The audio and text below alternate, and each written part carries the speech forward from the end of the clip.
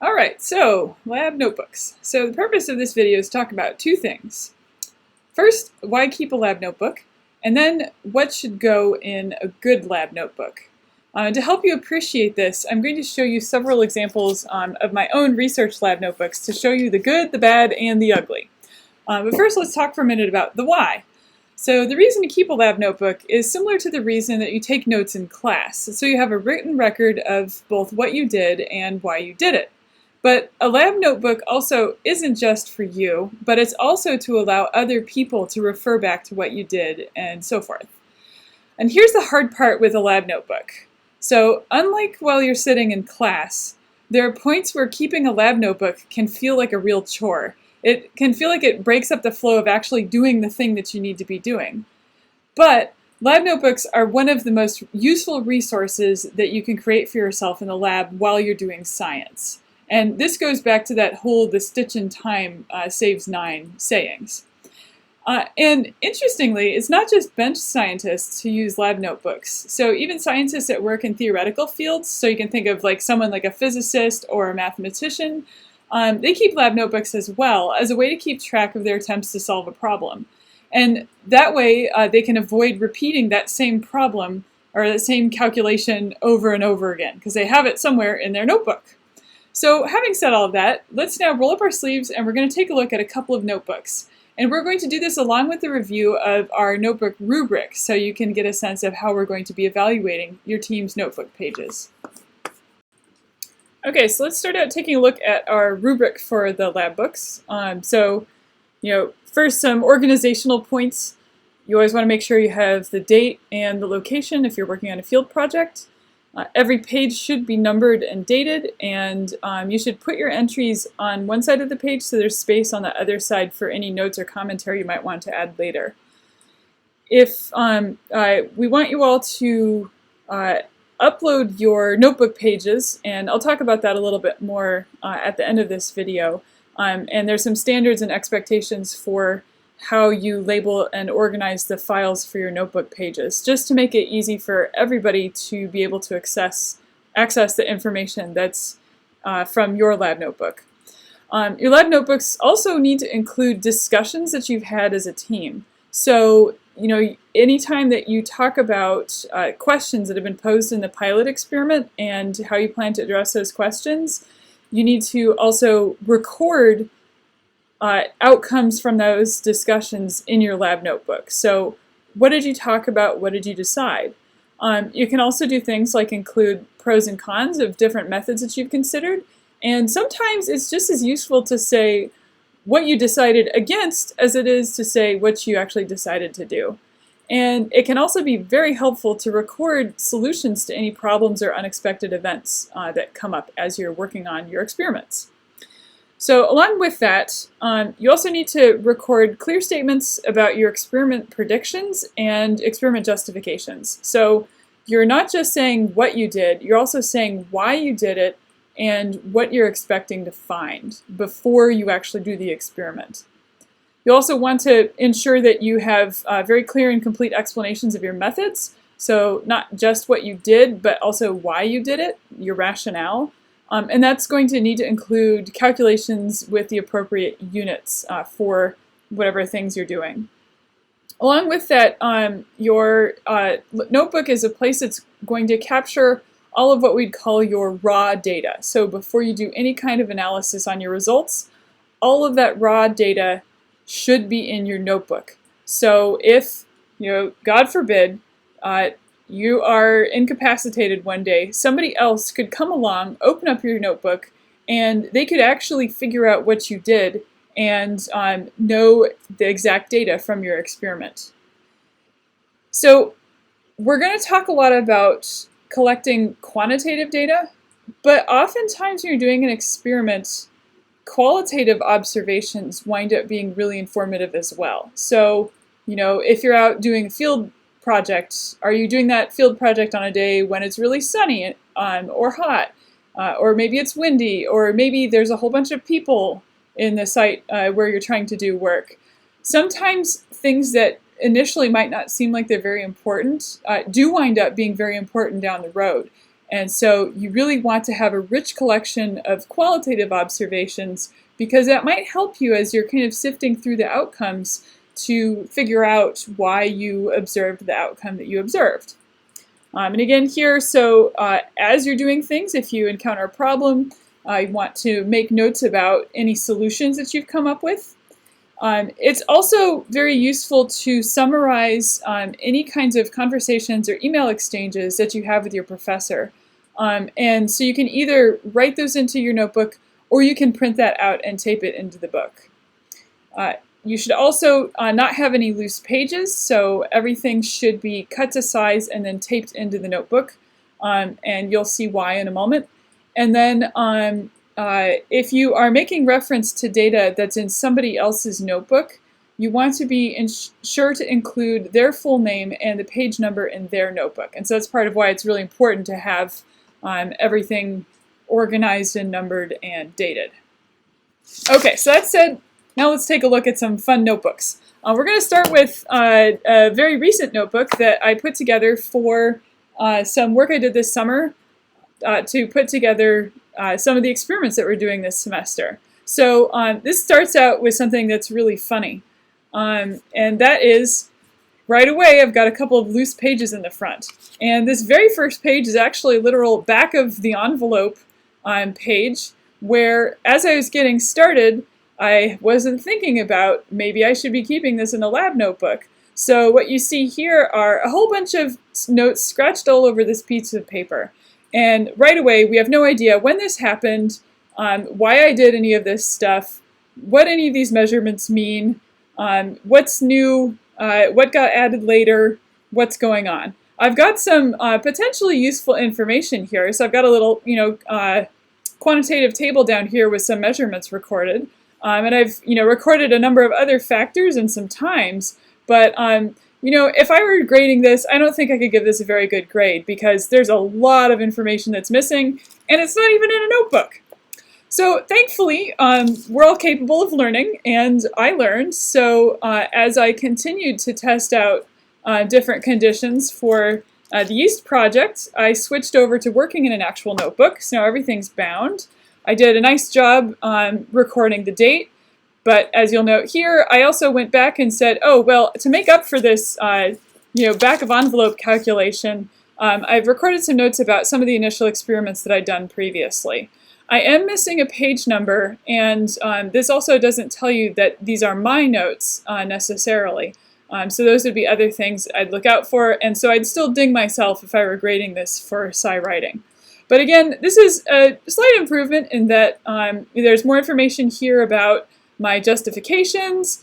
Again, I have a data table that's reasonably well organized, although you can see I ran out of space here. And there's some other funny things here as well. So for example, I added a note later on, oh, I forgot to do something that I'd planned to do originally, so next time I should think about doing that. And as we continue going through the notebook, I've got some other notes for other experiments, but again, this is pretty sketchy. I'm missing a lot of information. I don't have the purposes or anything about roadblocks that were encountered. So again, I don't think I could give this notebook a very high grade. And it's, I think, helpful though to see that science is done by humans, and we're not always perfect. So even though that's not ideal, there's a lot that can be learned from that. And if I'd done a better job, there's a potential for me to have saved myself a lot of time and effort down the road. So here's a couple other examples. These are research notebooks for projects that I've conducted at a couple of different universities over time. So somewhat similar thing here. I've got dates. I've got all kinds of notes about what I did. Specific things specific to that project. In some sections, what I've had to do is I've had to write out a full protocol for myself for the process that I'm conducting. So I've got a step-by-step list here, and then at different points, I've annotated that list with additional information as appropriate. I've got some calculations here, and where I've made a mistake, I've just crossed out the mistake, and then I've rewritten the correct information in place here. And I also actually, in this case, noted, this is an added note later on, because I found myself going back to this calculation and just wanting to make sure that I had all the information that I needed. And then, here's another example. I've written out a full protocol with an illustration to go with it. But then, as I actually sat down to do this project, I did not wind up completing a whole bunch of these steps. So I just put a single line through this, so it's still legible, but noted, what the actual outcome was from this process. And so you'll notice here, the other thing I've done is I've written all of this in pen, not in pencil. So I'm not erasing things, but I'm allowing those changes to still be legible and visible, because we know that from experience that sometimes we might think something's a mistake and we want to scrap it, but then later on, as we think things through again, we come to the realization that maybe we need to revisit those points, and then we're really glad that we can still read the notes from a period where we've decided to discard that piece of information. So anytime that you change your mind, just draw a line through what's there and keep on going through your notebook. And so again, this notebook goes on and on and on. Lots of examples of tables.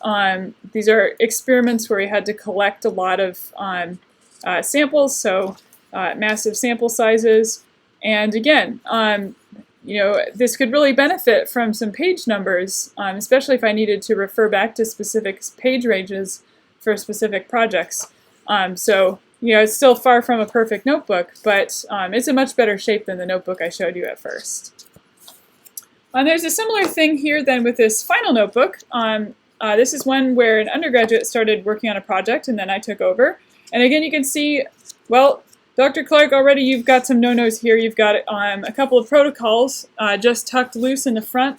And the next time that I trip and fall and papers go everywhere, I'm going to lose track of these. I did at least date this one, so I know what time period it came from. But it would be much better practice to just take this page and tape it into the notebook so that it's in chronological order. This notebook does have the advantage of having automatic page numbers in it. And so again, you can see the notes from this undergraduate research student. This is actually a notebook that I come back to and I use quite a lot, because this student did a fantastic job of recording the entire process that we're going through. And not only did she record the processes we were going through, but she also did a fantastic job of recording some of the analysis steps that followed completion of a given procedure. So, here she's got some notes on the processes used in Excel. So this notebook is really a phenomenal track record of everything that this student did in the lab. And that's been really fantastic for me, because this student wound up going on to do other things. And so I needed to be able to go back through her notes, read through her notes, see what she accomplished, and then I could build off of her accomplishments from there. And so from that point forward, just carried on and continued to add things into this notebook. And so, for example, here's a place where I needed to add some pages into the notebook, so I've just stapled them in place, so they're part of this chronological record. Okay, so hopefully that was kind of fun. Seeing what real notebooks look like, a little humbling. So just to kind of rehash a couple things here. So in your notebook, you're going to want to record the date and who's present working on something. Think about the purpose of your experiment. You do want to write out a detailed experimental procedure. And it really doesn't work to say just as described in the guidelines. If you try saying that, you're going to discover that there are nuances to what you actually did that the guidelines don't articulate. So you want to write out what you did. And again, as you encounter problems, record those and solutions as well. Questions that come up, because while you're doing your experiments, you're probably going to have lots of really good ideas and think of really good questions. And if you can capture those in your notebook, then you can come back to them later. All of your raw data needs to be there, and again, with some qualitative observations in addition to the quantitative ones. If we were doing this in person, your lab notebook should never leave the lab. It's very easy to lose track of things outside of the lab. You do want to make sure you're making your entries in real time, so that's going to mean promptly photographing and uploading your notebook pages. Again, use pen, cross things out with just a single line. I didn't show any examples of this, but you don't have to write everything in paragraph form. So where it's appropriate, use flowcharts, lists, bullet points, etc. This says use both sides of the page. You're going to have enough real estate. I really recommend just using a single side of the page and then saving the other side for if you need to go back and add in some comments later on. And really make use of the space. I clearly have pretty tiny handwriting. I don't expect the same to be true of you. So put that space to work for you. Okay, and then just one final cautionary point. The most common problem with lab notebooks is missing detail. And this can come out in all kinds of ways. I can't tell you how often I've sat down to write a methods section for a paper, and I've discovered that I don't know the dimensions of the containers that I was using, or I don't remember the brand of the machine that I was using, and I have to run back to the lab and look all that information up. It's nice to think that we'll remember these things, but chances are good, human memory is quite fallible. And so you don't want to hit a point where you're trying to reconstruct a lot of details. And if your descriptions of your experiments don't correspond with the descriptions written by your teammates, that could wind up impacting the evaluation of your overall paper, because then I don't know who to believe. Okay, so now the question is, how do you go from this to this? Okay, so all you need to do here is you're going to have to install the Google Drive app on your phone. So just open that up. And then here I'm in the folder where I want to keep all of the scans that I'm creating. So I'm just going to press the add button. I'm going to use the scan function. And then take a picture.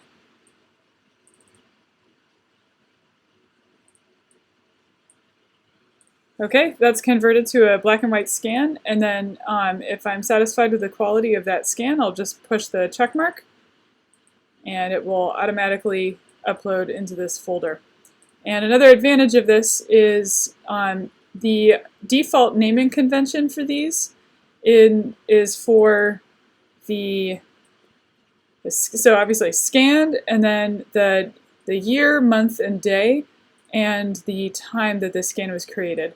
So what that means is these are automatically going to be in order according to when they were scanned. So in addition to that, we're also asking that you go in and you rename the file. And what we want you to do is on the end of the file name,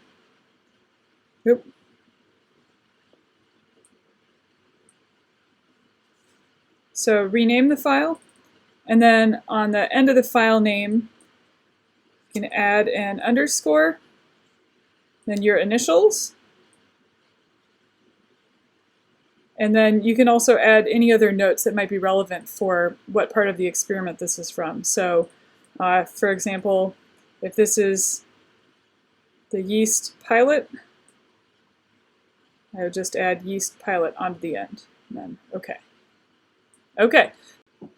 So now what this is going to do is it's going to populate this folder again with notebook pages in chronological order.